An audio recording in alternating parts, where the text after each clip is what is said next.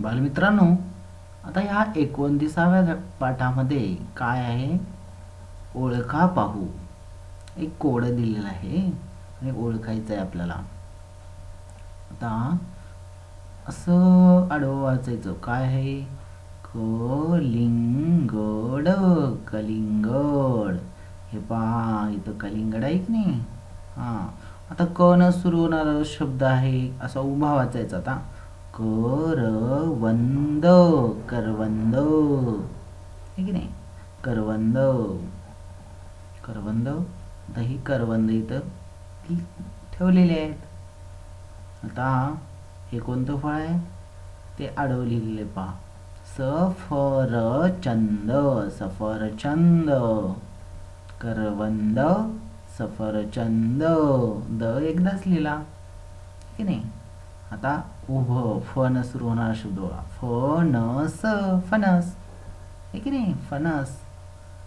आणि स. आता स हा शेवटी येणारा शब्द लिहिलाय. अननस. अननस. झालं की नाही आपलं कोड पूर्ण? हां.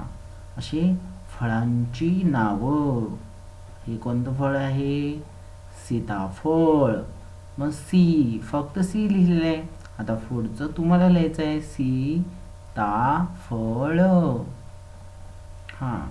हे कोणतं फळ आहे? चिकू. कू फक्त लिहिले. आपल्याला आधीचं अक्षर लिहायचं आहे. ची. चिकू. हे कोणतं फळ आहे? डाळिंब. डाळिंबामध्ये काय लिहिले? फक्त ळी लिहिले. मग आधीचं अक्षर आणि शेवटचं अक्षर लिहायचं आहे ना आपल्याला. डा आणि ळी तर आहेत आणि ब शेवटचं लिहायचं आहे. डाळिंब. आता हे कोणतं फळ आहे? पेरू. पेरू मधलं रू लिहिलेलं आहे, पण पे लिहायचा राहिलाय, तो पे लिहायचा आहे. हे केळी. केळी मधला के लिहिलाय, ळी लिहायचं आहे आपल्याला. हां. गाजर. गाजर मधला रच लिहिलाय. गा आणि ज आपल्याला लिहायचं आहे. आंबा. बा लिहिलेलं आहे, आपल्याला काय लिहायचं आहे? आम. आता हे आहे जांभूळ. जांभूळ मधला जा लिहिलेला आहे. भू आणि ळ आपल्याला लिहायचं आहे. जांभूळ.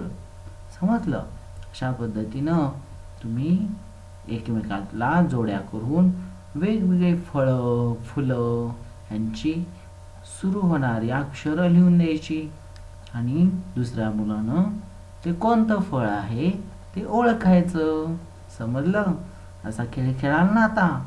चला, करा सुरू. जोड्या जोड्या करा आणि खेळायला सुरुवात करा.